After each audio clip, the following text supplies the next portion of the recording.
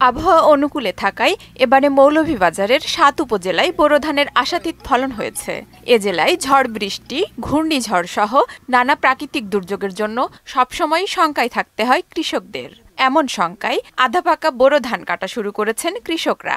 ধান ঘরে তোলা, ধানের বাজার দর কেমন হবে তা নিয়ে চিন্তিত তারা। মেঘ দিলে আবর্তে উদ্ধার হইব, আমরা খাসাই কিছু কাটারা।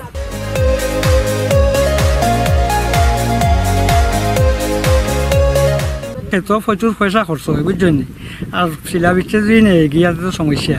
এই কারণে আজ কিছু খাসা হইলো মানুষে খাটিলার ডরাইয়া তুরা ধান থাকছে, তারা গৃহস্থে কামলা লইয়া 800-900 টাকা হাজিরা কামলা লইয়া দ্রুত ধান কাটতেছে। শিলা বৃষ্টি যাতে না হয়, আমগরে যাতে না পায়, সেই কারণে ধান যা পাকছে তাই মনে করেন যে কাইটে নিয়ে যাওয়ার চেষ্টা করতেছি।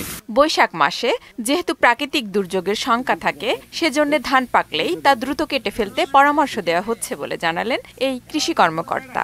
আমরা কৃষকদের সেবার জন্য সার্বক্ষণিক আমরা প্রস্তুত আছি এবং মাঠ লেভেলে কোনো কৃষক যদি সেবা না পায়, কোনো অভিযোগ আসে, আমরা তাৎক্ষণিক ব্যবস্থা নেব।